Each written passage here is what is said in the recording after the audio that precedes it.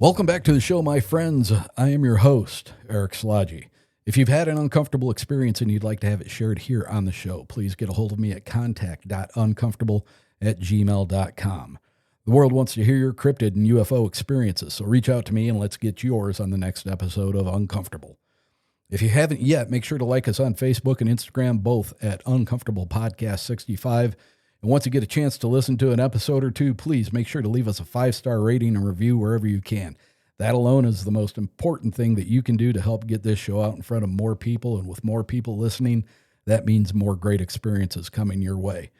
If video is more your thing, then you can head over to YouTube Uncomfortable Podcast, where you can get the video version of most shows up until this point.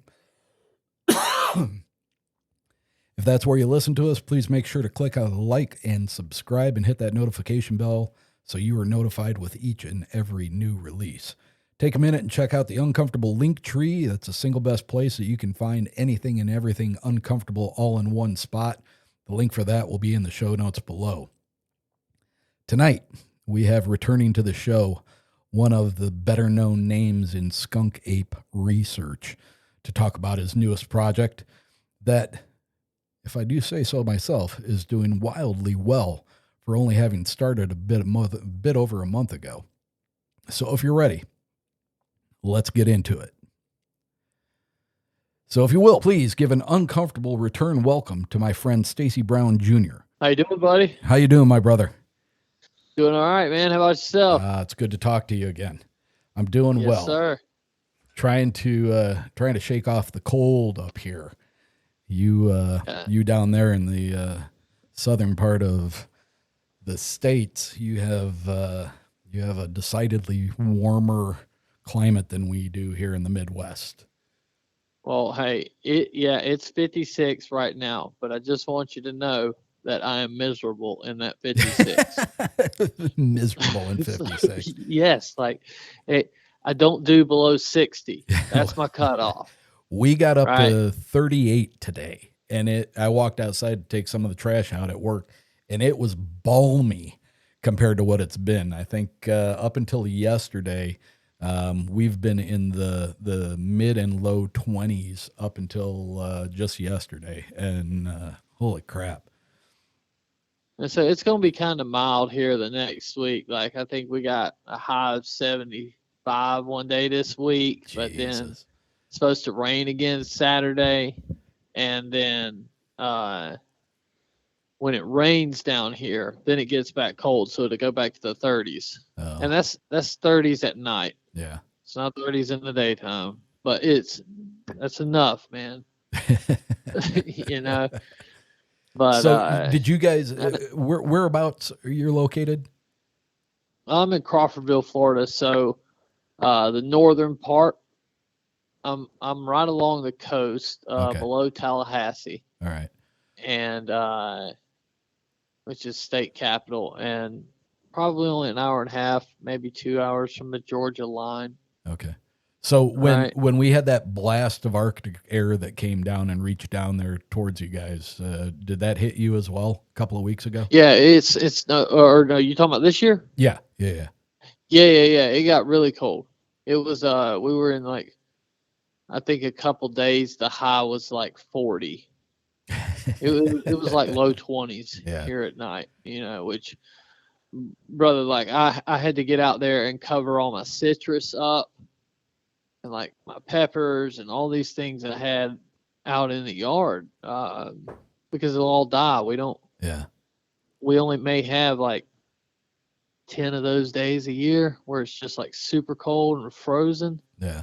And that's at the most. Outside of that, our winters are kind of mild. But then again, in the summertime here, it's going to be 100 degrees. Yeah. And a lot of humidity. Yeah, dude, a real 100 degrees. Yeah. It's the worst. It's weird because when you, I was in Washington State when I was on the Bigfoot Bounty show, and they're like, guys, it's going to be 98 today. It's going to be really bad. And I was outside guys, this is nice. I don't know where you're getting that. It's 98. I really don't understand. It's just that lack of humidity. Yeah. It makes it so hard to breathe, Yeah. But Oh well, I wouldn't change it. I can't change it now. I've been bred in this stuff, so. All right, Stacy Brown Jr. Your Bigfoot, your YouTube channel goes by Bigfoot Stacy. That's how everybody can find you. It's Bigfoot Stacy on Instagram, YouTube, pretty much all your socials, right? Yep. And your latest effort, the Bigfoot Underground, that's hosted on your YouTube channel, correct? Yeah. Are you releasing that as audio only as well, or? So, probably by the time this airs, it will have released on audio as well. Okay. Right. People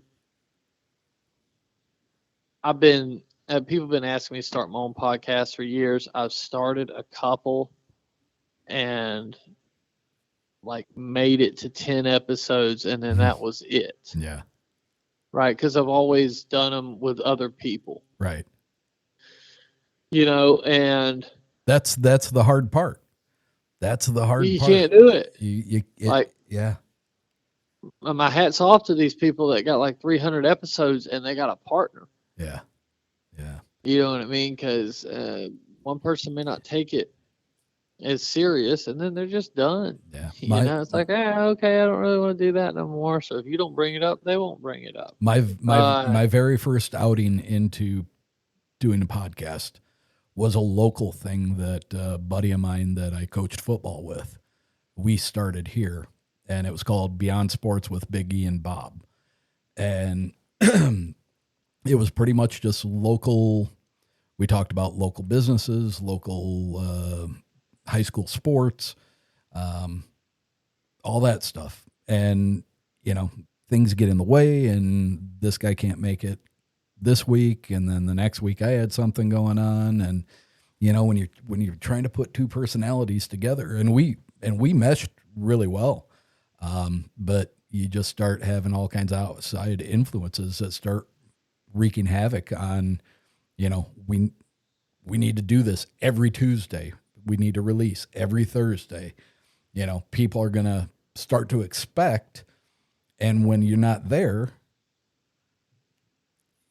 you lose people quickly, and it's a tough thing to do when you got two people that aren't in the same exact place. Yeah, and I mean, I have things like I have all the means to do it. So I had made like this time last year, I had made like my first 4 episodes, and the podcast was only going to be audio. That was it. But I was doing these like immersive audio, would be just like as if you were watching it, but you're hearing everything. You're hearing the wind blow. There's a story told. It's like my deep dive episodes. Yeah. And then I showed them to my buddies. Got some big podcasts, and they're like, "Dude, you got to do video. Why are you not doing video? You have a production company." And I was like, "I just didn't want to mess with it." They're like, "No, you got to do video." So then I made like 3 episodes of it. And it was like deep dives, kind of like mini documentaries, like 20 to 25 minute episodes. And that's how I was going to do it. So I released one, and then Les Stroud called me and told me he was coming to the house we were filming for his new documentary, and he was here. And so like, okay, my set is a cave, right?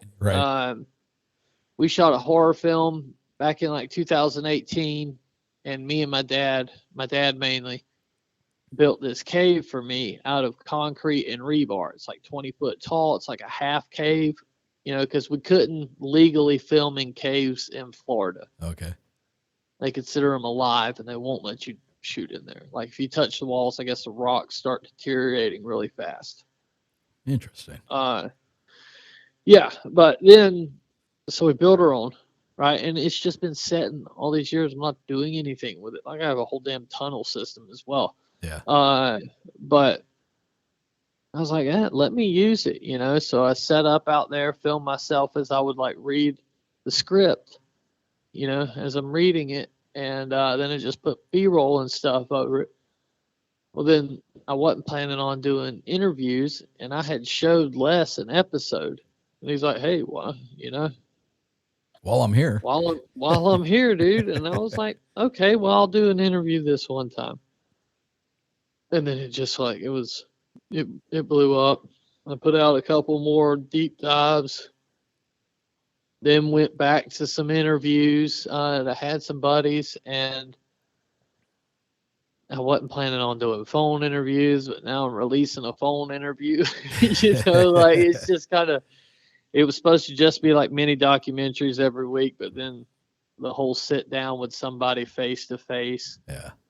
Like I interviewed you for a deep dive I'm working on the Dewey Lake monster. Correct. And that'll be about that'll probably be about 45 minutes to an hour long. Yeah. Like a whole episode, and I'll just go through all the facts and tell it in like a documentary type way. And people like them. They, for some reason, like the interviews more. I don't know what it is. It's interesting. There's something, like I would get comments from my listeners when they would listen to a interview, and they would say that it was oddly comfortable based on the name being uncomfortable. Right. That they felt like they were just coming in, pulling up a chair and sitting between two people that have had a lot of interaction. A lot of people would say that I'm good at making people feel very comfortable in a situation where they have to talk about something that's uncomfortable. And they just would view it as like just being able to eavesdrop on a conversation that wasn't necessarily for them, but they got to hear it. And right. I mean, I get that, but like for me, I'm really bad about keeping up with my stuff. So I've lost like notebooks were full of reports. Yeah. You know what I mean? And so I think this way, at least for me, is my best route in documenting these stories, putting them out there, let people tell their, that kind of stuff, save the history to some of the, especially like some of the things I'm doing with the deep dives. That's stories that people are going to end up forgetting, like the Dewey Lake monster, the Barden booger. These are great stories. I wish I could have been alive during these moments. Right. Yeah. But people don't know a lot about it. When they know Bigfoot, they dive into like Patterson Gimlin film, Exactly. and then they'll get into kind of the stuff of today, the contemporary stuff. But there's so much history, and our history, to me, is more proof than the eyewitnesses that come forward today. Yeah. Like some of these old reports, like the Okefenokee Swamp Massacre, the Ocheesy Pond Wild Man capture.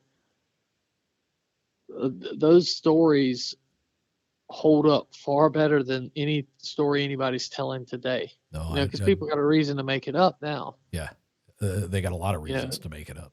Yeah, and they can substantiate it by having AI driven footage or photos. That not everybody can weed through and tell if they're real or not. Right, and but when these old stories, they didn't have names for what they were dealing with. Right. They had no like basis for comparison. Yeah, no frame of reference. No frame of reference. They didn't know what fucking gorillas were. Mm-hmm. They may have known about monkeys. When when you're getting back in like 1700s, some of those reports, some of those stories, they had maybe they did see some monkeys if they had been to Europe and people had like little pets or something. Yeah. But no, they had never seen a chimpanzee. They didn't know how to describe it, so they would call it like a wild man. Yeah. And I think some of those are. I think some of those stories are our best, like pieces of evidence. Yeah. In my opinion, at least.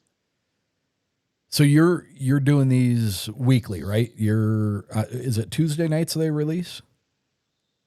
So I kind of upped so I started off just doing them one night a week on Fridays, right?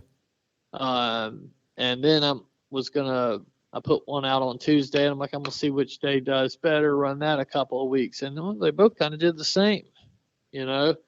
But now I was already putting them out twice a week, so like, okay. So now I do Tuesdays, and then a live after that, and then Fridays. When you do the lives, you're actually in the community chat, responding with viewers and interacting with them in the chat, aren't you? Oh yeah, I thought that's what we were supposed to do. Well, I'm not saying it's not. I ain't never watched none of these really. Yeah. Right? I've been on these, but I've never sat around and watched them. Yeah.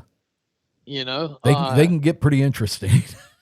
Yeah, like the one that was last night. I was like, what the hell are these people talking? Are they talking about me right now? Like, what is going on? But I try to respond to the comments. You know, I come into it with the lives. Like we had a go at it the other night. Because I said I didn't believe in the Patterson Gimlin film. Yeah. Thought it was a hoax. And some guy kept on pushing it, you know, pushing about how, well, they couldn't do this, they couldn't do that. And then we spent the next hour and a half. I was just destroying it. I was just laying shit out. These people, I had like 80 people on. And the things that were coming out of my mouth, 90% of them didn't know. Yeah. And I was like, hold up, how far did y'all research into this? You know, because the guy's like, well, you can see it in 4K. I'm like, first of all, you can't see it in 4K. It's not how that works, right? Because we don't have the actual film. The first copy's missing. Right. Second copy's missing. So everything we're looking at, all the muscle movement and this, that, and the other, you're looking like a 12th generation copy. And there's degradation in that image by the time it gets there. Now that you bring that up, the most recent outing, and this is probably 4 or 5 years ago now, Meldrum was involved. I forget what the other two gentlemen were. One of them has done some special effects work. Oh, Bill Munns. Bill Munns. And then the third gentleman, so if it was my understanding was correct, that there had been 20 some different variations of the film that were secured and that they were used in conjunction with each other, and they were put together in a way that was the clearest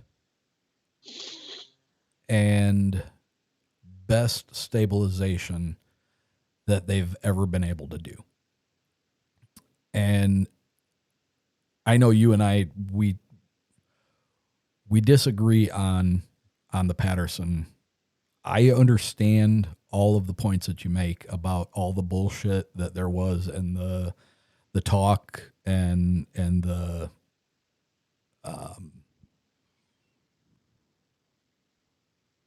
what am I trying to get at? The red flags. The red flags. But when I watch that video and I watch the person, creature, suit, whatever that is, understanding the time that it happened and understanding, and I guess part of this is my love for the original Planet of the Apes movies, which won multiple Academy Awards for the makeup and all that stuff. Right. When I watch that individual walking, I don't see it struggle at all.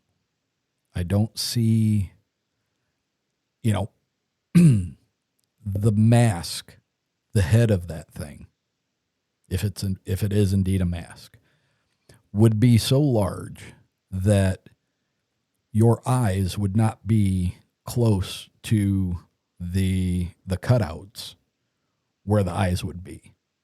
So see, and I don't get this argument because I've heard this part, right, from people.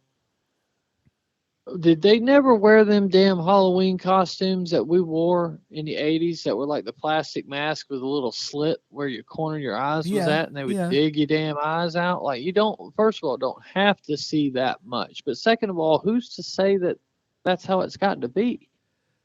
Agreed. But there is something uniquely organic about the way that thing moves.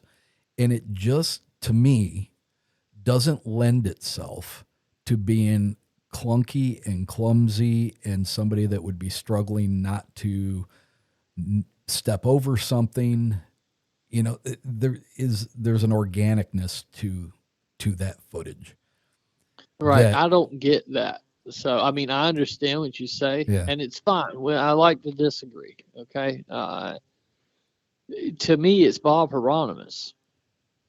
Like 100%. When you watch him walk, he has something special about his walk, his normal walk. Uh-huh. And there's only two things on the planet that walk like that. And it's him and Patty. They have the same thing in common when they walk. Yeah. Her right foot, just like his right foot, every time he steps, he has this weird twitch about it where he kicks his foot out. Every time he steps off of that foot, it kicks out to the right side. It's like a thing he does with his ankle. She does it too. Yeah. You know, and it's odd. That's odd, you know, and I think, you know, when people say, oh, well, the Planet of the Apes was top of the line costume making back then. Nobody can make a costume look like this. I think the Planet of the Apes costumes were better. Like, I don't understanding how the film works in itself, mm-hmm. and it's such a big deal that the first copy is missing. Right. Like, that should be problem number one with everybody. Like, bro, how do you lose it? Right. How does that get lost? I understand you died, but how does that get lost? That's on par with NASA saying that they can't exactly replicate going back to the moon because we destroyed all the information. And then the second copy is also gone. We lost the best two copies that were available. Yeah. And everything since then is, when you copy that, it's a degradation. And then the coloring of the film, right? Mm-hmm. Bob Hieronymus says the suit was black, right? Right, yeah. Everybody that developed film back then, you know, it was like if you made shoes or something, you were tailored to your craft, and you could have had that thing developed 6 different places, and they would all look differently, yeah, with the coloring, right? So we don't know what the actual color of it was. They've had to change it so many times to try to meet, you know, what they believe it was. The thing, and the other issue that I have is, like, the weather that's in the Patterson film does not match the record for the weather that day in Bluff Creek, California. Nobody's looked at that shit. Yeah. I was saving that for my documentary, but you get it, you hear it here first. It was that is something that I have never heard. Yeah, look in the picture, and then Google. They'll give you the general area, right? Mm-hmm. They don't have the exact weather from Bluff Creek, but they have the nearest by place. Low visibility, fog, overcast. I'll be damned. Looks like damn sun shining in that video. It sure does. Bro. Yeah. And again, that could be part of the way the film was developed. But also, yes. But you know, you got to figure with the costumes. Well, you could tell those costumes Planet of the Apes were fake. Yes, because they had fucking high-dollar cameras. Yeah. Shooting high-quality film. Something Roger Patterson didn't have access to. Bill Munn tried to sit here and tell me that camera he shot with, that was a Cadillac back then. Yeah, whatever, bro. It'd be like me owning an A7 when I could have a Canon C500. You know, it's not the same. And to make that, I think, like, her back looks really good. It's really shiny on how they've restored it and when it looks and stuff like that. And I just think it's a costume, man. It looks like a dude walking in a costume. I had to side with Joe Rogan on that. Joe Rogan said, "You never see a bear and think, oh, that's a man in a bear costume." Right. You know, when I look at that Bigfoot, and now, hey, I hope it's real. My goal in the film I'm about to work on, which I'm gonna change people's minds. I'm gonna make y'all question. I know that, like, I don't know how people can hear all this stuff and like the amount we're talking. Like, oh, it's a lot.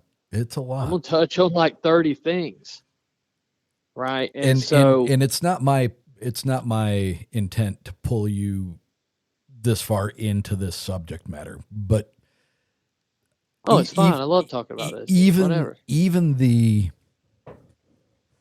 the vast amount of stuff, the discrepancies, the things that don't make any sense, the things that should be red flags for most people about that site, about that video, the sighting, the film. Again, and I feel like I'm a very intelligent person.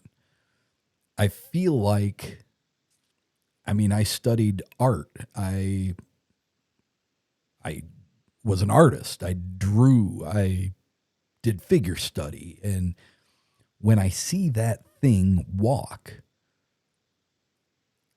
I don't see a zipper. I see flexation in the muscles. right. You know, and that's the point I was getting at, is that it is hard for me in this space that we are in, that we talk about this stuff. There are so many things that don't add up when you talk about this event.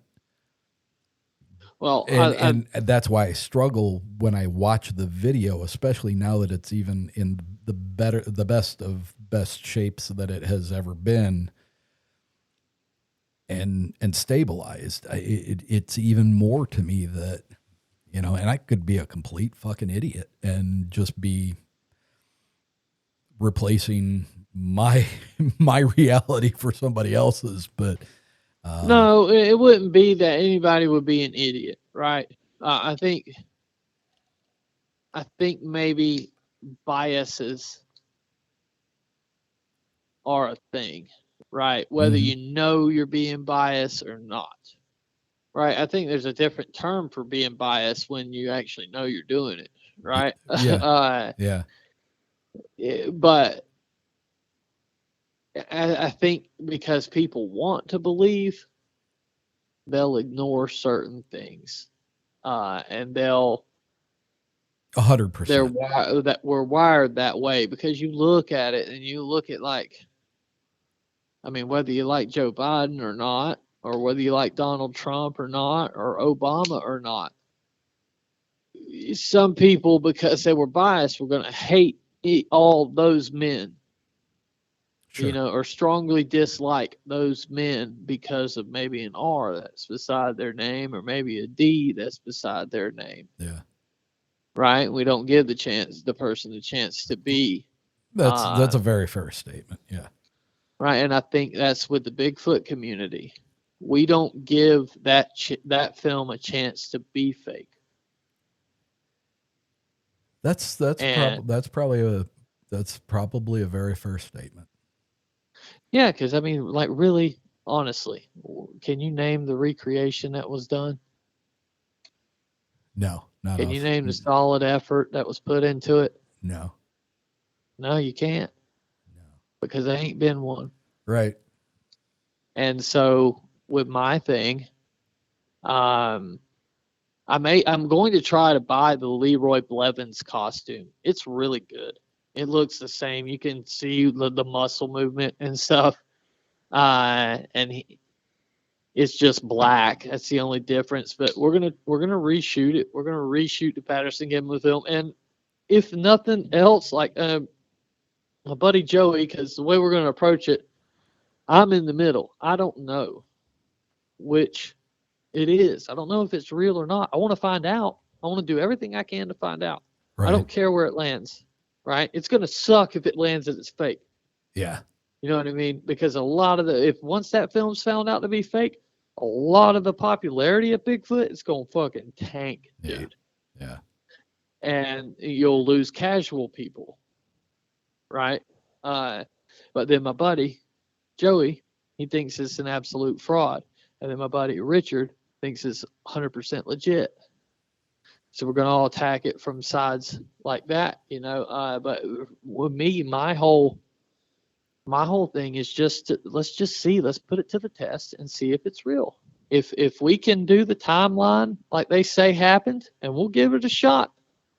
If we can do that timeline, if we can make a shoot with the same exact camera and it look comparable. Yeah. Like it's never gonna look the same. But does it? Will the people? That's the thing, and this is the real thing that fascinates me about it. With all the evidence that we're going to present, in it being real, in it being fake, we're not going one side or the other. But in all the evidence we present, will a believer's mind be changed to that it's fake? Well, for myself, right, I would say yes. I think I'm open-minded enough to accept. I'm not going to be a Bible thumping. No. right. You guys are. Yeah, and that's what I hope. But I wonder if our suppressed biases, our biases, our team, I bet if I had to guess, most people in the Bigfoot community ain't gonna give a shit what I got to say. And that's fine. That's perfectly fine. You know what I mean? But you gotta, because what if I can't prove it's fake? What if it's like, oh shit, we're obviously real? Then I'm gonna have a skeptic here with me who starts out saying that it's 100% fake, and then he's gonna be like, yeah, hey, we tried it, we can't do it. Yeah. Because hey, he's so excited to do this one. Is he? Oh yeah, because there's camera work involved. Like we get to study how Roger moved. Like we're going to study the pattern of the camera, so we're going to almost replicate the video 100%. Like, okay, the camera goes left now, up, down. Like when it's jolting around in those big ass, we're gonna go frame by frame and get step by step with it. That'll be interesting. Yeah, and just give it the recreation that, like, if it's been done, if people have recreated it like this before, I've never heard of it. Yeah. Maybe put some new eyes on it, a new effort. Because hey, it'd be best for it to be real, right? We hope. I believed in that film for a long time. I would hope it's real. But all I right. don't know. Well, good luck with that, and I can't wait to see what you guys come up with on that. Back to your show though, the new Bigfoot Underground. You had Les Stroud on short time ago, and that episode did incredibly well for you. That one blew up. But for the most part, your show, with what you've released so far, it seems to more or less just kind of lean into credible witness accounts, some storytelling on your part, a lot of B-roll, and I like that because it's different than just being purely speculative on like cryptid theories, right? It tends to lend credibility to the people that are relaying these accounts to you. They also seem to revolve around or be structured around incident reports. But I notice you've got something out there with Dogman, and there's some other stuff, unexplained sightings. Not everything is just about classic Bigfoot, right? Right. Is the show centered on skunk ape stories? Florida area sightings more than? Oh, I can't get rid of this cold. More than anything, or is it overarching and far-reaching? So I wanted to keep true to the Bigfoot part of Bigfoot Underground, right? And it be centered around Bigfoot. Didn't want to touch Dogman, and the Dogman sighting happened a few years back, like 5 miles from my house. Mm-hmm. And I know the guy because he told me a story when it happened. I'm like, you'd be a great guest. People like Dogman, come on in, because I can get people coming to the house, and I want as many conversations as I can have face to face. Right. Right. I don't really want to. I've only done one Zoom, and that was with the Monster Quest director. Yeah. Right. Obviously, I couldn't get him to the house. But I think the people that I get are going to be close. You know what I mean? At least while I'm starting out. Mm-hmm. Who knows? Maybe this thing takes off and I'll have like a budget to fly people in from around the country, like Tony Merkel or something, mm-hmm. Which that would be great. But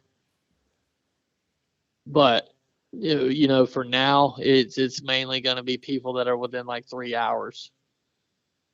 People I can get to the house, and that's going to lean more towards like Florida stories, Georgia stories, Alabama stuff. Now, something that interests me about your area, I mean, for the most part, Florida is renowned for skunk ape. Skunk ape descriptions, for the most part, seem to be a little bit smaller in stature, a little not quite as hair covered.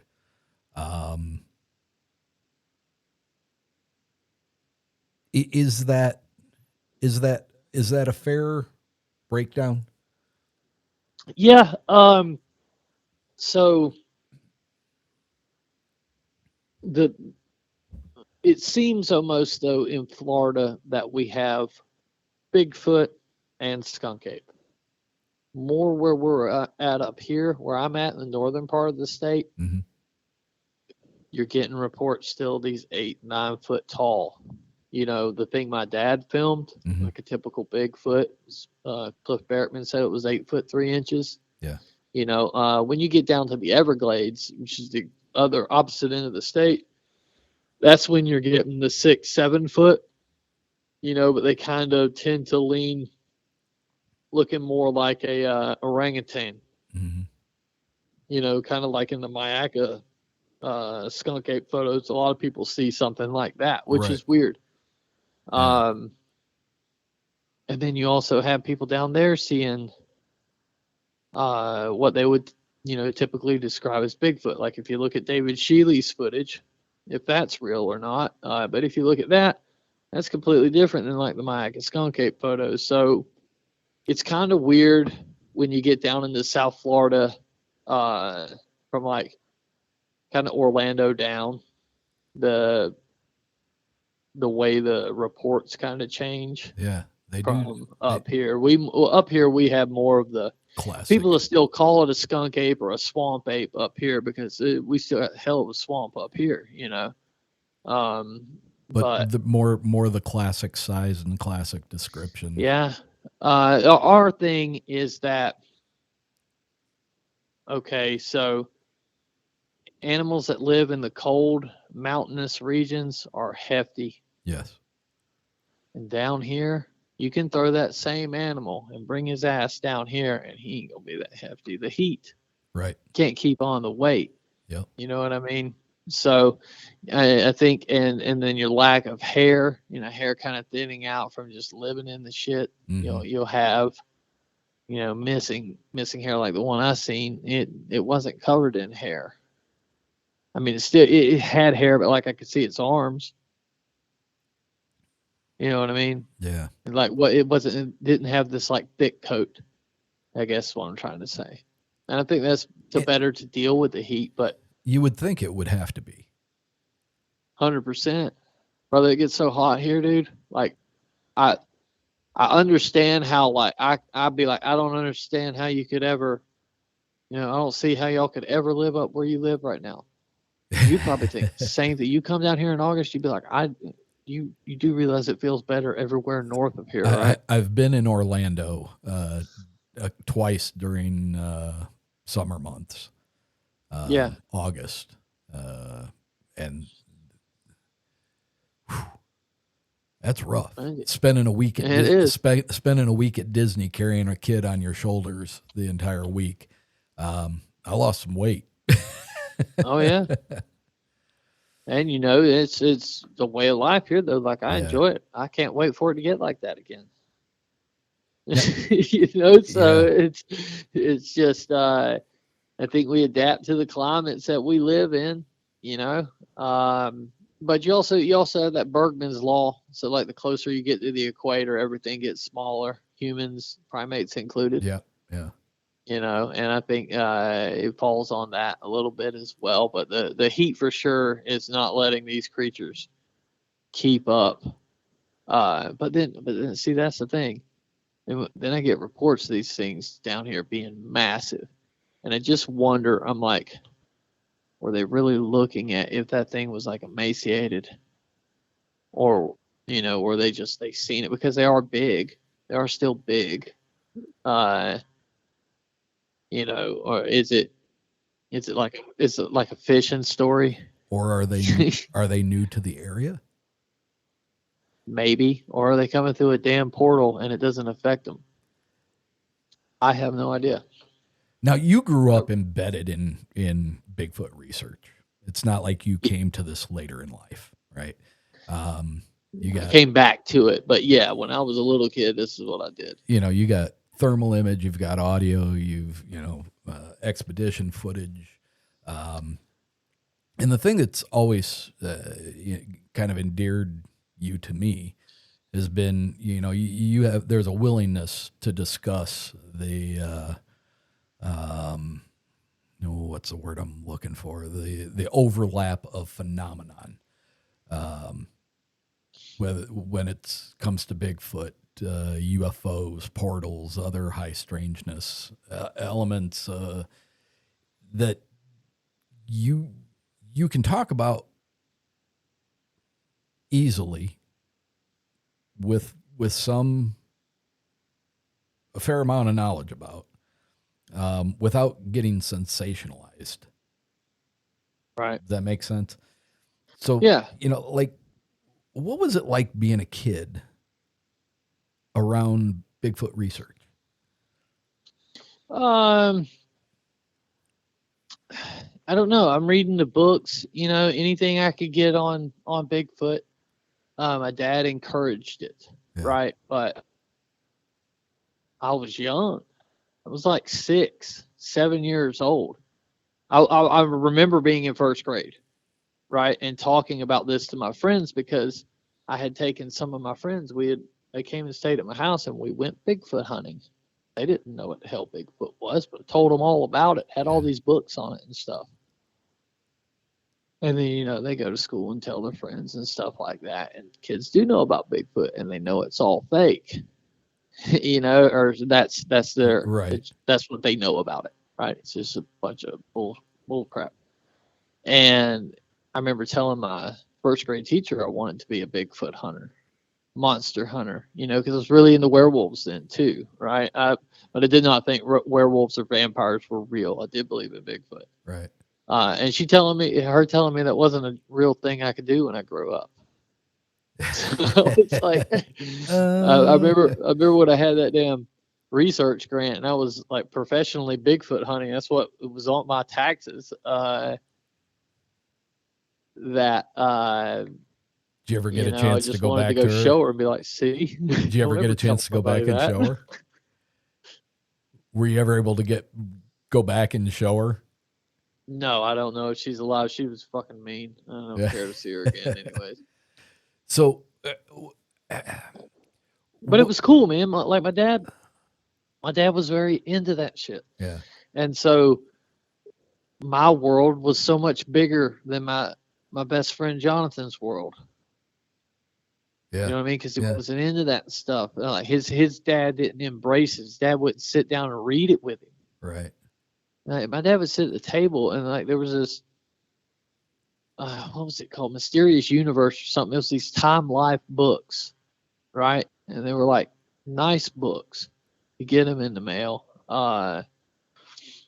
And we would get one in the mail, and then Dad would just sit there and we'd read the damn thing. It'd be pictures, UFO stuff, all about like the crop circles and Stonehenge and the pyramids and Bermuda Triangle and Atlantis and like all these big ass, larger than life stories.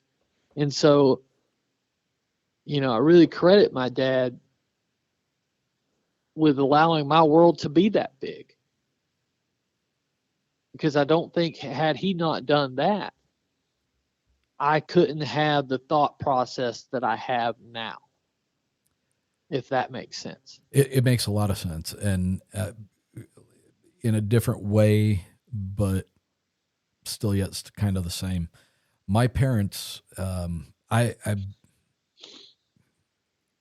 Christopher Lee as Dracula back in the 1970s. Right. Scared the shit out of me. I would watch it from behind a chair with one eye. Couldn't stop watching it. Scared the hell out of me. Loved horror movies. Bitten by the UFO bug when I was very young, 5. And I know it's 5 because Chariots of the Gods came out in 1970. I was born in 1965. I talked my grandmother into taking me to see Chariots of the Gods. And that was all about crop circles, the Nazca lines, UFOs, all that stuff.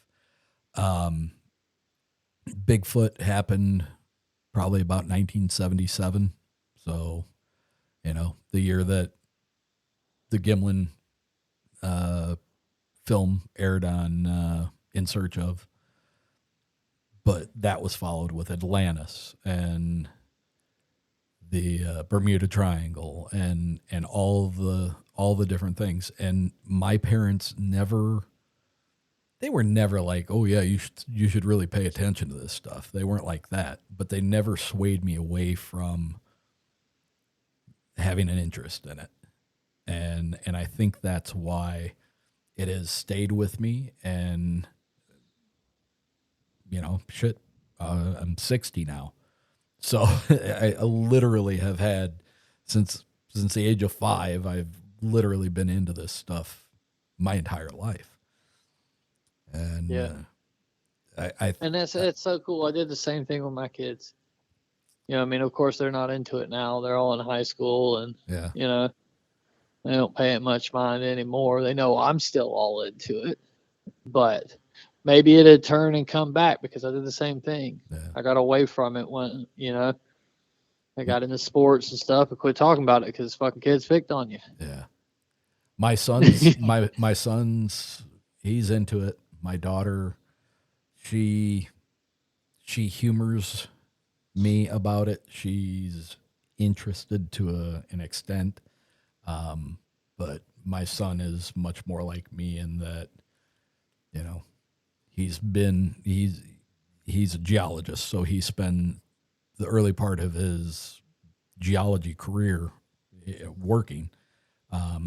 He was out drilling in remote locations, and I mean, hearing things, seeing things that like check mark boxes, and you know, things that we hear in other podcasts and other related stories that, you know, where people are saying the same thing. So,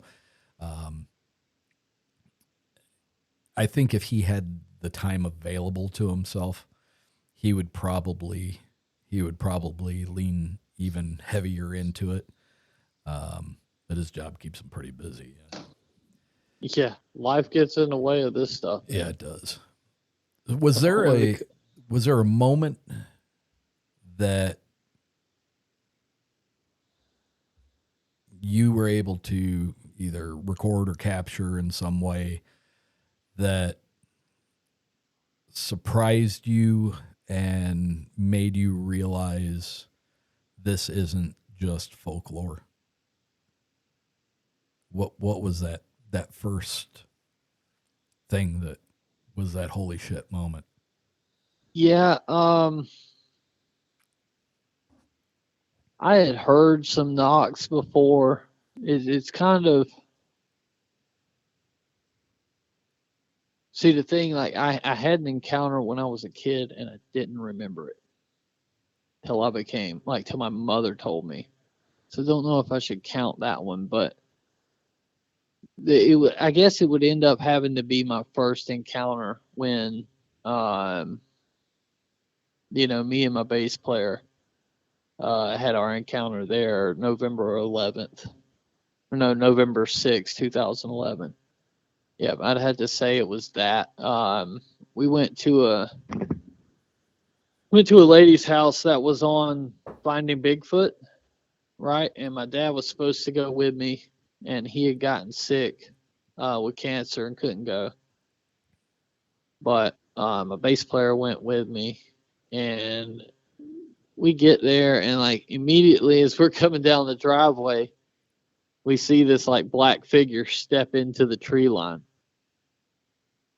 And yeah, and I was like, are we psyching ourselves up, bro? Like, what is going on? And so we pulled up there real slow, and then you could hear something walking down the ravine. But wasn't sure what it was, okay? Because in all fairness, I only seen like a pair of legs. Okay. He said he saw like the whole thing standing up, like the left side of its body. I only seen like the leg go into the woods. But we get there, we talk to the lady, and I don't know if y'all remember Finding Bigfoot. There was a lady that had a handprint on the inside of her door. It was like the second episode they ever had. Okay. And this is the episode when Bobo famously fell down the steps. But that's where we were at. I looked her up in the phone book and called her, and that's where we were at. And so we get there, and we get on her mule, which is like an ATV. Okay, it's not like an actual mule. And we're sitting in the back of it, and her husband drive us around the property. And they're like pointing out, oh, homeboy seen one here, guy seen one here, blah blah blah, this happened here. It's like a safari almost. Yeah. And then we get to where she wants us to camp, and there's like an old abandoned 2-story shack on it, and it's a bullshit shack, right? It looks like Jason Voorhees built that damn thing and lives in it, bro. And so we set up our tent there, or our tents, and we go, and nightfall comes, we cook, then we go walk in the trails, and we walk up to the top of this hill where there were some like structures, and they were like knee-high structures, but they're pretty intricate, like something with hands made it. Whether it was her or a Bigfoot, I don't know. Okay. And we're sitting there on this hill, and like the hill's going down to this like creek. That's a little ravine, and there's a creek in the bottom of it. Then it goes back up on the other side. And we're sitting there, and I noticed the hickory nuts are now coming uphill. All right, it was a pretty good grade. They should be rolling the other way when they hit. Okay. And about 4 or 5 of them came, and they're like bouncing uphill at us. And so I had this damn like electrical thermal. It's worked on boats, and it was for like seeing bad wires. Okay. One of the ones that got the screen on it. Yeah. And I scan it, and directly across from us is a grouping of small trees that can be no bigger than maybe a cucumber around, right? and there's this huge ass heat signature behind it.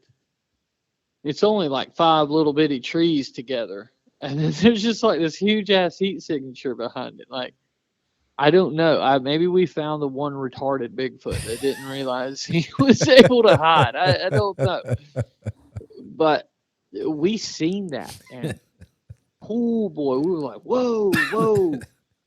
Holy shit, did you see that? And he's like, scan it up again and let's see. I was like, I ain't looking. It was like comical, right? Because So what time of day was it? This is probably like midnight. Oh, okay. So you were in complete it's dark darkness. as hell, okay. bro. And we're new to this land. And we've kind of psyching ourselves up, right? We're there to write some tunes for an album, but we decided to do it at this Bigfoot place, for a cool experience. And it starts kind of getting a little worrisome. And I remember taking that thermal out of my bag and scanning from left to right. And when we both seen that in the thermal on the screen, I was like, "Whoa!" It was funny. And so we got up and left. I'm like, nope, don't know what that is. Not gonna find out. But you couldn't tell. It was just a heat blob, right? Because that far away, that thermal one, you couldn't tell nothing. And we go back, and it's about 1.5 mile walk back, I would say. Maybe just a mile. I don't know. It was a ways, right? It was like a 20-minute walk. And when we get back, the damn thing's there at the camp. What we didn't realize is that our camp was only like 2 hills over. So, like, if you were to walk up where that thing was at, you walked up that hill and then back down and back up again and then back down and back up again, you'd be at our camp. It's just straight through the woods. And when I had no idea of that, we went the trail system that took us way to hell. Way out of the way, huh? Yeah. And so we get there and we're hearing this like footsteps. And now you got to understand it was November. Okay. So all the leaves have fallen. You can't walk in these woods without just crunching, dude. And we're hearing these footsteps, and we're like talking to each other, like, bro, this is getting to be some bullshit. Well, Matt starts drinking. Matt always drank. In his defense, he always drank. It just seemed like he was drinking more. Maybe I was more alert to it. I don't know. And I got the spotlight and waited to hear them footsteps. And when I heard them, I turned and I shined downhill because we're up on top of the hill and the footsteps are coming from kind of the base of the hill, like kind of halfway up it. Yeah. And I shine it on the tree where it stopped. And I was like, all right, I'm going to wait you out. And I walk down there and I'm holding that light on that tree. And I don't walk to the tree. I'm still probably about 20 yards away from it. We're just holding the light on it. And when I tell you I held that light like 10 minutes, I mean it. I held that light there for like 10 minutes. Just standing there, holding the light, waiting on this damn thing. I got my hand on my gun, waiting on this thing to step out. I don't know what it is. I was kind of pissed off because I'm like, they're messing with us. Right? I think the landowners are messing with us. Oh. And now they're both kind of heavy set. They're older. They're not going to be walking in the woods, so maybe it's their nephew or somebody, right? Stand there and hold that damn light. And all the time goes by, and I'm like, man, you're losing your mind. I turn the light off, turn around, walk all the way uphill, get back to the fire, the damn footsteps start again. Right? And then it just kind of stops. We're sitting by the fire. And I don't know how much time's passed. It's weird because my recollection of time that night is very, very odd. Right? Like I don't understand, because it felt like we were sitting there by that fire forever. But it couldn't have been. because then the next thing happened. We hear the breathing, and it's there. It's just at the edge of the firelight. We hear the Oh, shit. and stand and look at it, and I don't know how long that lasted. Probably not long. And it just turns around and walks off. Right. And I look at Matt, and Matt looks at me. We don't say nothing. We're just kind of sitting there, right? Never hit it with the light. No, hell. I didn't know what to do. I don't even know where the light was at, now that I think about it, but didn't know what to do. What do you do? It's like, brother, I was so terrified. It was a feeling of dread and a feeling like you just got a call and somebody you loved is in the hospital and they may not make it. There's nothing you can do. Whatever this thing wants to do is going to happen. It was a helplessness is the way I had my encounter. Was helpless. Do you think that was do you think that feeling was projected on you? I have no idea. Or do you think it was like when you search your heart of hearts, do you think that was just a moment of complete and utter terror, no idea what to do, and paralyzed with fear for the most part? Well, see, here's the problem. Like I said, Matt was drinking. It makes sense that Matt didn't hear it. I was sober as a judge. Remember I told you couldn't walk through the woods? Yeah. Without it crunching? The thing walked all the way up that hill and was there, and I didn't know it. There wasn't no music playing. Them guitars never got picked up. Not the whole weekend. Well, maybe they did a little bit, but not after all the shit started. Them guitars never got touched again. They're just sitting there. You know, and so how did it get up the hill? Yeah. I know we wasn't having that good of a conversation. And that's so I don't know. I didn't even think about that till years later. And it just dawned on me. I never heard that damn thing come up the hill. I never heard it come up the hill. And why did I remember that? Why did that hit me years later? Yeah. You know, that's another thing about it. But like, so then I'm not going to bed. Okay. Matt's like, I can't take this no more. And he's drunk now at this point. He's shot. This dude's shot. He gets over to the tent, gets in the tent. And I fall asleep on the cooler, like a nod off, and I drop to a knee. And I'm like, oh my God, I can't stay up. And it was quiet. I sat there a few more minutes. And I went and got the tent with him. I told him, I said, you can tell everybody at work whatever the hell you want. I don't care. I don't care. I'm not sleeping in that tent over there by myself. Ain't happening. And then I wake up to Matt screaming. I don't know what happened before, right? He said it kept hitting the top of the tent. Pop, pop, pop, pop, popping the top of the tent. Yeah. When I wake up, the tent is like 6-7 inches from my face. Oh, no kidding. He like pressed it down. And then tears off through the woods, and you hear it go away. Sound like somebody drove a damn Ford Ranger off through the woods. Just no road, just you hit the bushes, bro. And it's still dark. So see that's my whole problem with all this. I don't know how much time was taken at every step on this, but yeah. Matt says, let's go get in the truck. We can lock the truck. And I said, no, hell no. Right. Like, ooh, we didn't drive nowhere because it's Matt's truck. He's drunk and we had weed on us. And it was late at night. Like, that's just the God's honest truth. We're late at night in the middle of nowhere out in Chattahoochee. I ain't riding them roads back to the house and getting pulled over. Right. Weed's still very much illegal. in Florida at that time.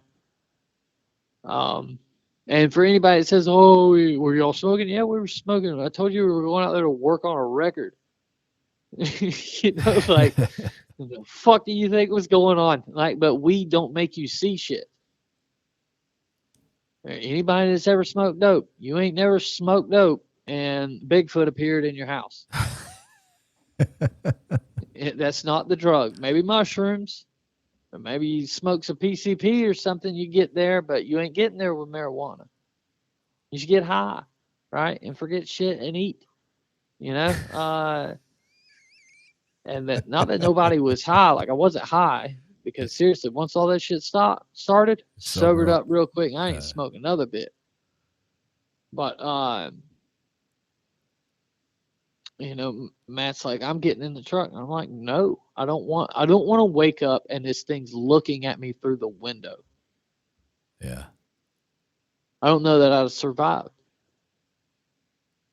But I was so scared, so terrified, right? So next morning rolls around. I hear Matt banging around outside, and that wakes me up. So I get up out of the tent. And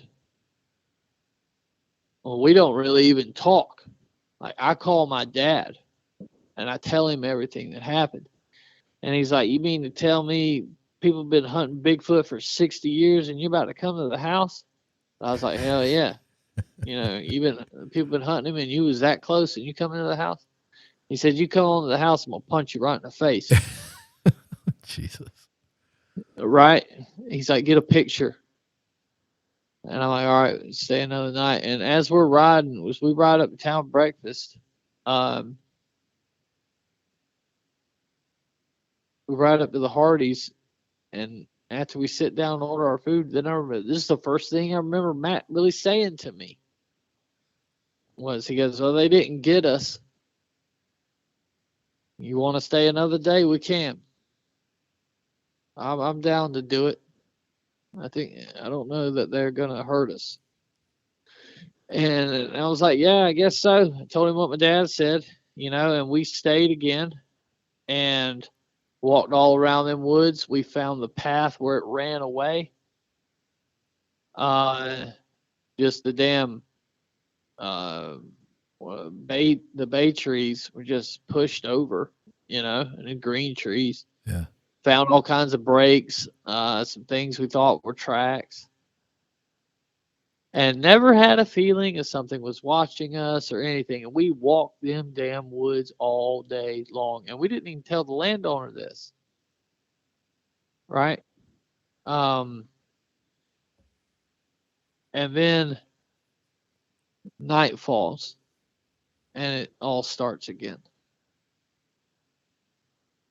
Rewind and play, right? So we're just hearing it, walking, and like, I get to the point where I'm asking the woods to stop. Please leave us alone. I'm yelling this. I'm terrified, bro. And then sometime later in the night, before midnight or maybe right at midnight, the worst thing of the weekend happened. This thing yelled, and it was just down the hill, right? So like down the hill was a spot where two creeks met, one that ran east and west, and the bigger one that run north and south. That little creek coming east west, it was running in that north south creek, and so he was right at the corner of that, and he yelled. He couldn't have been 100 yards, and he yelled, brother, and it was so loud. It was just like, "Oh no." I just remember saying that. I was like, "Oh no, no, no, no, no, no." And then the absolute worst thing happened after that. He did that, and then a few moments went by, and another one went off, answering him from probably a mile away, if I had to guess. He was a ways off, but it was the same call. Okay. And it was coming back to that one. And I'm like, All great. He's called Larry and the boys. We're about to get. We've came to the zoo and set our tent in the ape enclosure, and that moment we were debating going up to the house, just telling them, hey, just hang out here for a little bit, and we're probably gonna bounce. Yeah. But nothing ever happened. It all stopped. That yell happened, and it all stopped. And I think he went to them. The one that was there with us, I think once that yell happened, that one rode out towards the other one. You think he? And that was it. I was sold, man. You think he was getting chastised by the one that was further off? I don't know. I don't know if maybe it was a location thing. Trying to locate, because my chickens do that. Yeah. Right. The rooster, when one of them, if a couple of them venture off from the flock, he'll crow during the middle of the day, and then they'll come back. So I assume it's probably what that was. Right. Just kind of a, hey, get your ass home. Yeah. Street lights on, buddy. Yeah. Jesus. And that was it, man. I was sold, bro. I quit my band.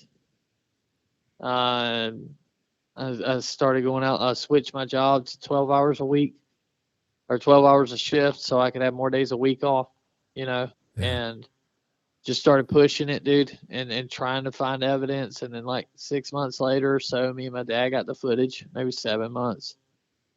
We got the footage. He's seen how much I was into it. But that was it. That was my moment. Sold, done dealing. Stacy Brown was within 10, 15 yards of Sasquatch. Yeah. I'm going to kill this thing. Everybody else is stupid, bro. They can't solve this. That was my immediate thoughts. Because I got on Bigfoot forums, and like I just sat back and became a fly on the wall, I was like, oh, okay. These motherfuckers are insane. This is why Bigfoot ain't been found. I don't know that they can go and kill a real animal. They're just doing nothing but tearing each other down. Yeah. When you're on the outside and you look at the way the Bigfoot community is and how toxic it is, and it's been like this since I've been in it. It's a nut house. It's wild. It's a nut house, bro. So why would anybody think? Why would science take it seriously? Right? Everybody wants to know. Look in the mirror. Why would science take it seriously? Why would any of these academics, anybody that matters to anything, take this, This is the Bigfoot community, okay? I'm going to put it in perspective. The Bigfoot community is Cousin Eddie from Christmas Vacation rolling up to the house, and they're rolling up to the scientific community's house, and they're holding a hose in the yard saying the shitter's full. Yeah. You know what I mean? That's not a bad analogy at all. No, that's spot on, dude. They're like, oh shit, the Bigfooters are here again. Quick, turn the lights out and y'all duck down. Maybe they'll go away. But that was the look I had into it when I looked at it. I was like, holy cow, you guys, so many people into this topic and they will not work together. Yeah. They all got to be mavericks. Some damn John Wayne or something, That's very true. Yeah, and so I dove all in, and I was like, yeah, I'm gonna do this. I'm gonna kill Bigfoot within 6 months. They're real. I know they're real now. But that 6 months has been, it was 2011, so it was November 2011. Here we are, January in 26? Yeah. Yeah, we got a good 15 years later, still ain't done it. Well, that's a great story. Thanks for sharing that. Thanks for sharing that with us. No worries, man. You ready for some? Now, this is based on your research, your experiences, your observable truth. to what's Sure. to what's going on there. Let's do a little bit of a rapid fire session here. You want in-depth answers, or is this going to go quick? Probably quick. Okay. In your opinion, migration patterns or permanent populations? Nomadics following food source. Related to their habitat selection because of food source and availability, right? Yep, straight food source. From what I've seen, you know the old saying in Boggy Creek, they follow the creeks. They follow the creeks. That's all these creatures doing. They're moving up and down the rivers and the water systems. You know, with the deer herds, with the hog populations and stuff, and that's what makes them so hard to find. They're never in the same spot long. Maybe a week, 2 weeks is my rule. Like if you had a sighting yesterday, well, we got 2 weeks. We got like 10 days, bud. Do you think they come back? 100%. Are they beyond 100%. beyond that 2 week window? Yeah, they'll be back. Okay. Because the shit's got to grow back. So whatever they're eating there will come back in, and that's when they'll be back in. Okay. So there's a guy I've talked to for years. Every year, his persimmons come in bloom in November, and the Sasquatch come in his yard, and the man will not let me come to his house. He said he does not want me messing with him. Yeah. Why so many? You know, when you listen to Sasquatch Chronicles or any of the other eyewitness podcast type shows, so many times you hear about they're out in the rural areas. They're out in, you know, they're far removed from civilization, and they have these encounters. But yet there are a lot of encounters that seem to cluster near human infrastructure. Relatable? In your experience? I think it's more of situational. So it tends to be the ones that are saw in I don't know. Out of all the reports I've taken, they've never seen the old one way off in the swamp. The old one's always up by the house, getting dog food. Maybe can't hunt as good anymore. Mm-hmm. You know, or maybe the house lives on the creek, right? Or the house is built on the creek that they come up and down every couple months. You know, something like that. But it's usually, from my stories or my reports that I've taken, it seems to be the healthier, younger ones in the woods and the older or younger ones up around the houses. I think it's things that can't eat or like can't hunt as well anymore for whatever reason. Yeah. Or aren't old enough to hunt. Right. Like, so the location where I had that encounter I just told you about, the BFRO had considered that a nursery. It's a spot where they would drop the young. Okay. To where they could go and hunt, right? Why do you think children seem to be such a point of curiosity with these things? Oh, I used to think that, I used to believe that it's kind of like with primates, right? So female gorilla will take care of a human baby or other types of young, right? They don't see it as a threat. They see it, you know, they're drawn to the cooing and the laughter and the stuff like that. They're drawn to that out of interest. And then there could also be, it's an easier food source. Right, but I don't think that's there. I don't think that's really the reason. But where I'm at now, I don't differentiate Bigfoot, UFOs, and ghosts anymore. It's just all what I call the phenomena. right? And so it's also the same thing with like ghosts and children. Children can see the ghosts. That's a belief of mine as well. You know, the UFOs, they tend to grab these people starting out when they're young. Hmm. You know, so and you look at similarities and those things like that, I think you'd be foolish to not at least spin the wheels on, is it just something that's something to do with children? Maybe it's something to do with the mind at that age that draws this phenomenon. Oh no, there's so many ways I could answer that question. Well, that was a good segue into my next, which is where Bigfoot activity coincides with other phenomena, other anomalies. And I'm pretty sure I know where this answer is going to go, but within the community of Bigfootery, you're kind of an anomaly in yourself as far as being open to all these other things being uh, hand in hand with Bigfoot. Right. Do you think that that belief strengthens or weakens the case for Bigfoot's reality within those communities? Unfortunately, it weakens it.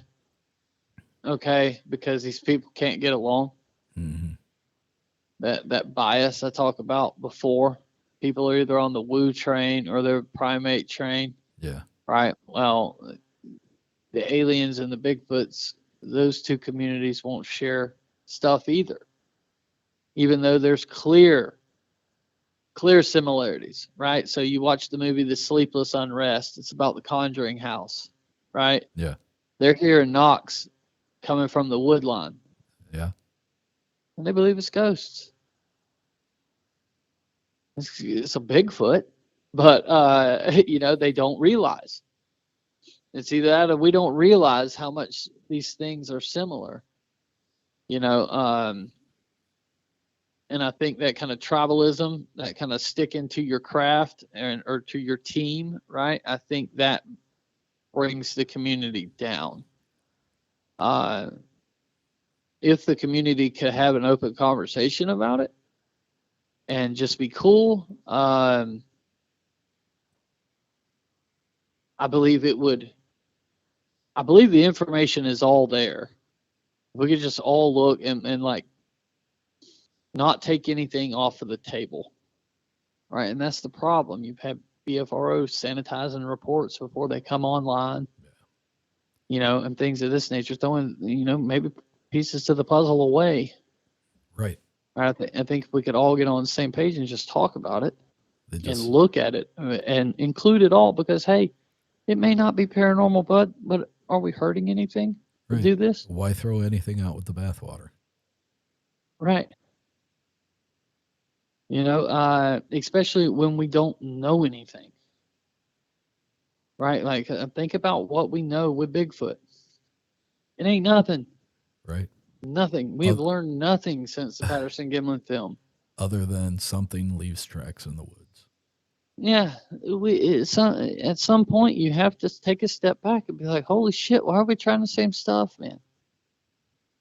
What do you think people underestimate how difficult documentation really is? What do you think, you know, like, because you have, well, where's the body? Oh, you know, the pictures are all blurry, blah, blah, blah, blah, blah, all the same things you've heard. Why do you think people underestimate how difficult it is to actually document?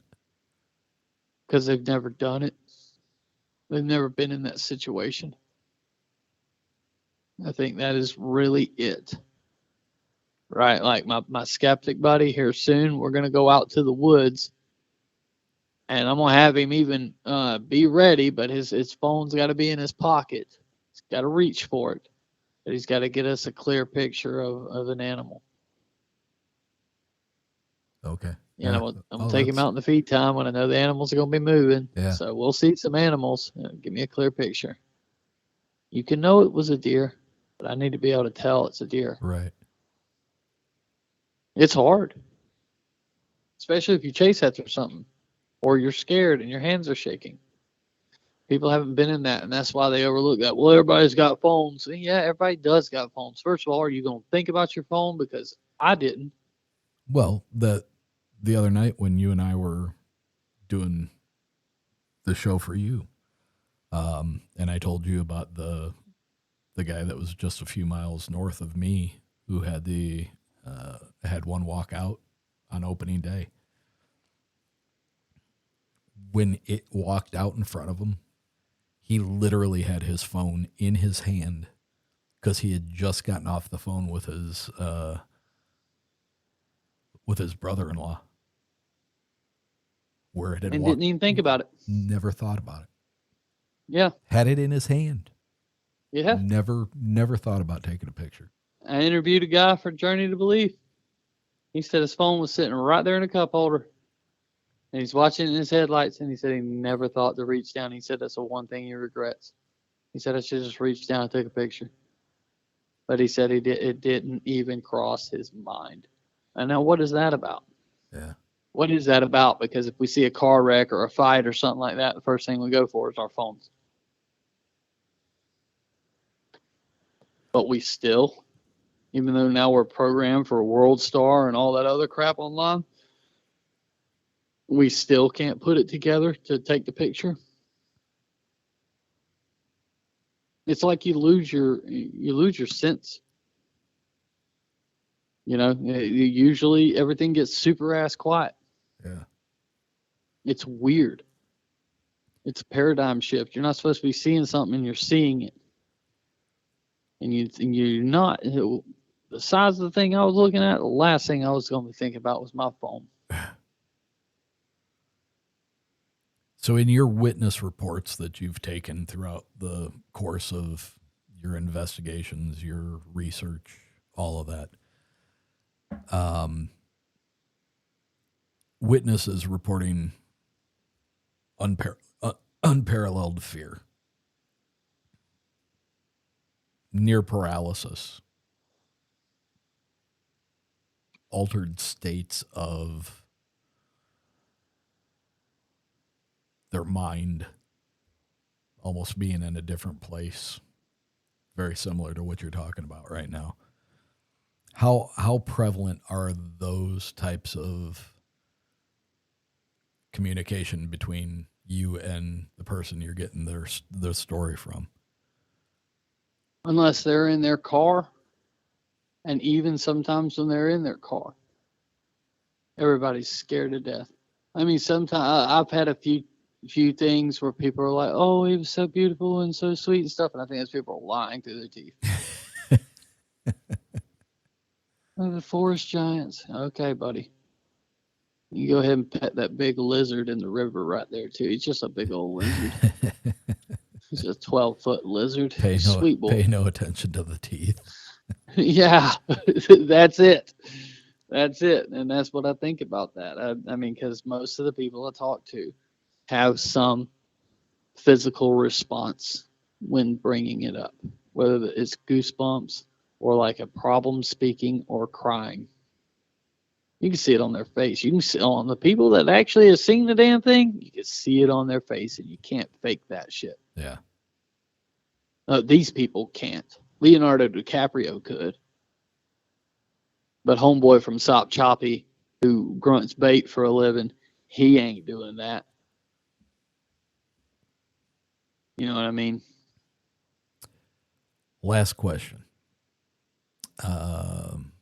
Aggressive or non-aggressive behavior? What's more prevalent? In Florida is aggressive.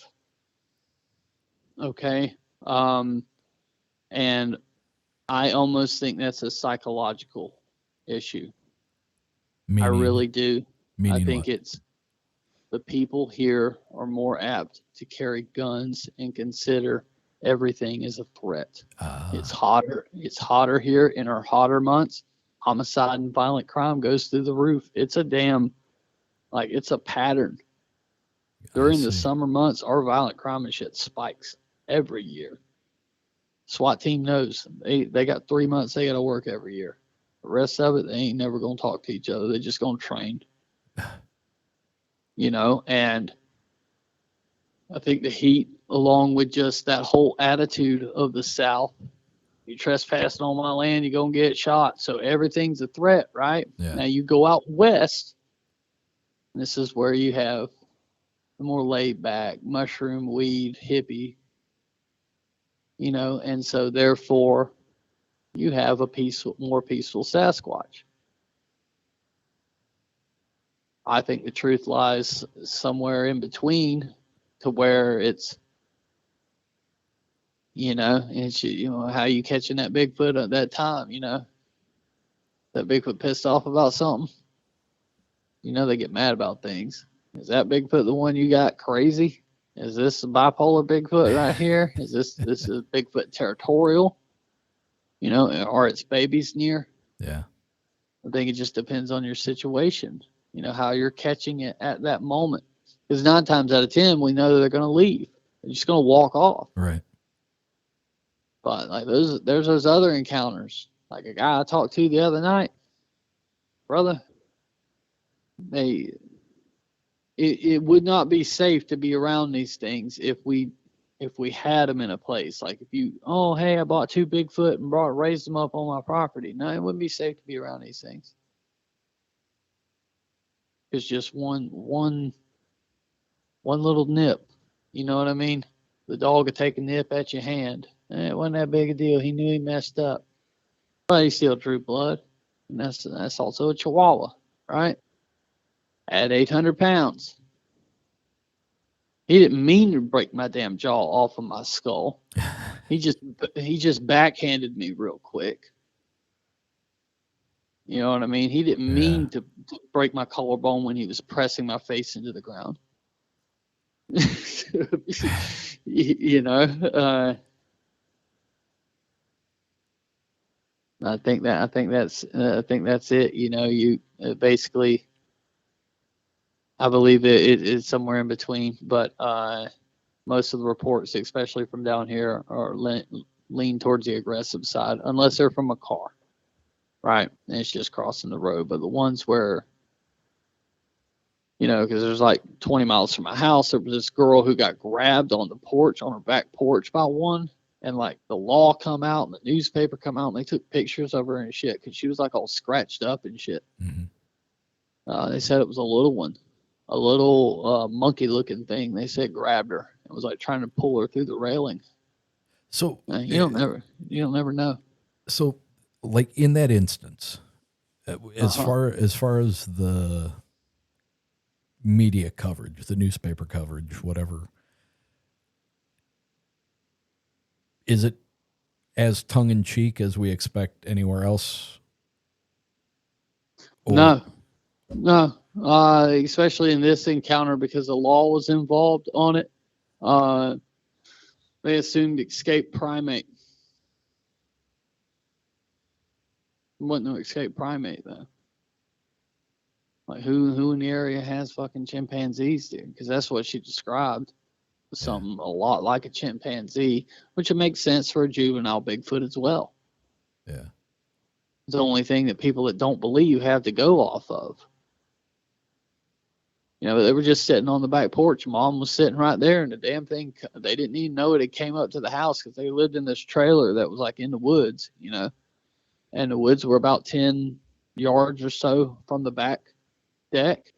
They didn't even know the thing had came up, and like the deck sat up, so they were probably 5 feet off the ground or something, and it reached through the like the slats in the railings, I guess. Yeah. You know, because it's like you got the top railing, but then you got the little poles that go down. Right.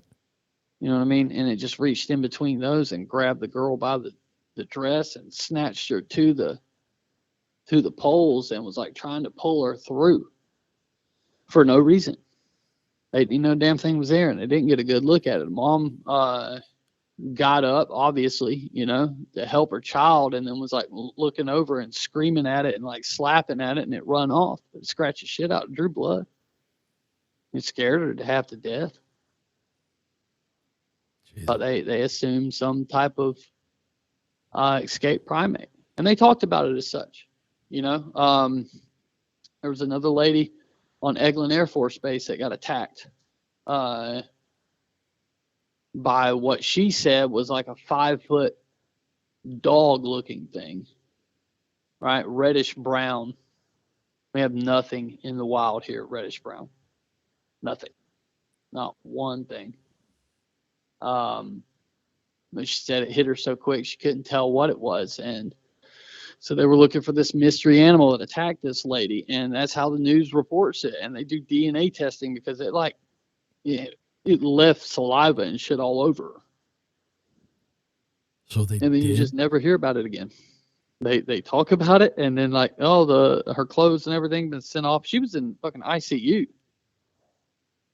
This thing almost killed her. And test results sent off, and I ain't never heard a word back. And FWC will not answer me on that particular question. And that's what happens. They don't always go tongue in cheek. They'll go tongue in cheek when there's a sighting, but when somebody gets touched around here or something like that happens, they go to escaped primates. And they have this whole hoax about primates escaping zoos during Hurricane Andrew. Yeah. Hurricane Andrew didn't hit up here like it did Miami. So that don't explain.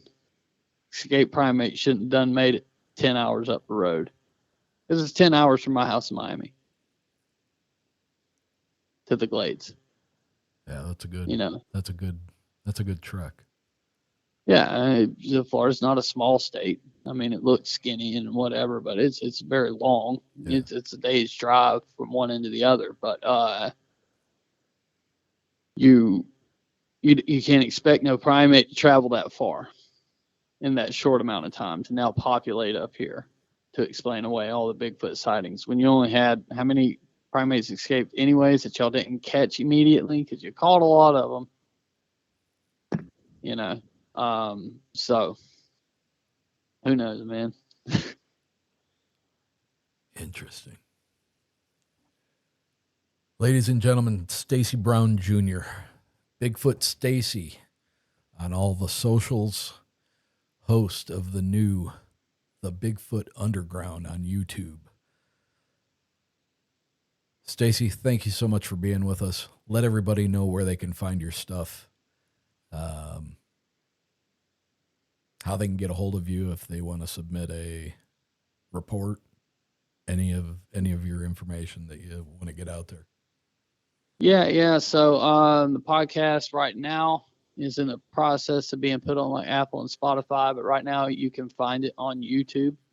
Bigfoot Stacy, as you said, the Bigfoot Underground. And if you have a story and you'd like to be on the show, tell your story, because the thing about everybody's stories, like with yours, Eric, yeah, I'm able to put yours in the Dewey Lake deep dive, right? I tell the history about it, but now I have a local modern story that maybe that creature still exists in the nearby area, and most people, wherever they're at, whether it's Arkansas or Indiana, wherever, there's usually a historical sighting not far from you, and I can wrap those into that. So if anybody wants to share their story, Bigfoot Stacy 13@gmail.com. Just shoot me a message, or you can comment on one of my videos on YouTube, and I'll reach out to you immediately. Pretty quick about answering those. So, but that's it, man. And I appreciate your time tonight. Let me come on here and ramble for a few hours. Always love talking to you, man. You're a lot of fun. Yeah, brother. You are one of a kind. And I mean that in a good way. I've always enjoyed all of our interactions together. I enjoyed you up here when you spoke at Bigfoot and Brews for me, and you're a hell of a dude. I appreciate it, buddy. Yeah, man. We one of these days got to hook up again. We definitely do. All right, my friend. Until next time. Good night.